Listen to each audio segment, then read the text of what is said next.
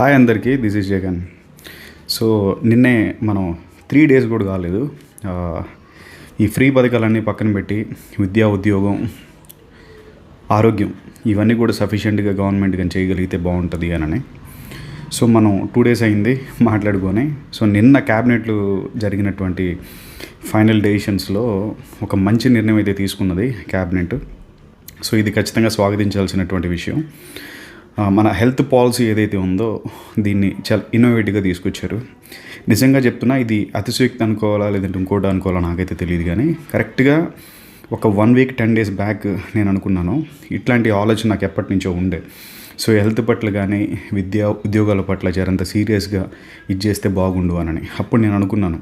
So ఇప్పుడున్నటువంటి ఆరోగ్యశ్రీ పథకం ఏదైతే ఉందో దీన్ని కంప్లీట్గా తీసేసేసి హెల్త్ ఇన్సూరెన్స్ పాలసీ ఏదైతే ఉందో ఇది తీసుకొస్తే బాగుంటుంది అని. ఎందుకంటే ఆరోగ్యశ్రీలో ₹1 ₹2 ఉన్నటువంటి సిరంజి లేదంటే ఒక ₹10 ఉన్నటువంటి సిరంజిని సో ఇంచుమించు ₹100 వేస్తారు. నెక్స్ట్ వచ్చి మీరు హాస్పిటల్ దగ్గరికి వెళ్ళి చూస్తే సో మీరు ఆరోగ్యశ్రీ వచ్చినటువంటి పేషెంట్కి అయితే ఒకలా ట్రీట్ చేస్తారు, మీరు పైసలు పెట్టుకొని ట్రీట్మెంట్ తీసుకునే అలాగని అయితే ఒకలా ట్రీట్ చేస్తారు. సో ఈ డిఫరెన్సెస్ అన్నీ చూసి నేనేమనుకున్నానంటే కంప్లీట్గా అసలు ఆరోగ్యశ్రీని పక్కన పెట్టేసేసి ఒక హెల్త్ ఇన్సూరెన్స్ కంపెనీస్తో మాట్లాడుకొని ప్రాపర్గా హెల్త్ ఇన్సూరెన్స్ చేస్తే ఎలా ఉంటుంది అని నాకు ఐడియా వచ్చింది. సో దాన్ని యాజ్ టీజ్గా ఇంప్లిమెంట్ చేశారు. కొన్ని చేంజెస్ ఉన్నాయన్నమాట. దీంట్లో మెయిన్గా ఒక 6 points ఉన్నాయి. ఇందులో మనం చూసినట్లయితే ₹25 లక్షల కవరేజ్ ఇస్తున్నారు. సో ఇది ఒక మంచి విషయం. సో నెక్స్ట్ వచ్చేసి దీంట్లో ఫైనాన్షియల్ స్టేటస్ని ఇన్వాల్వ్ చేయలేదన్నమాట, ఎవరికైనా ఇచ్చేలాగా. నెక్స్ట్ సెకండ్ పాయింట్ ఏంటి అని అంటే లో 2.5 lakhsకి సంబంధించినటువంటి కవరేజెస్ ఏవైతే ఉన్నాయో ఇవి మొత్తం కూడా ఇన్సూరెన్స్ కంపెనీలు హ్యాండిల్ చేస్తాయి.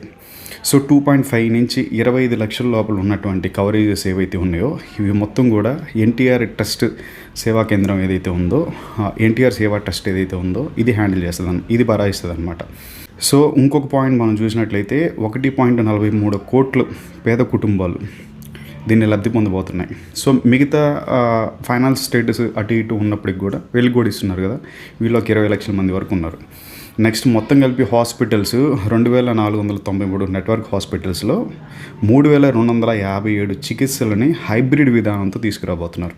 ఇదొక మంచి విధానం.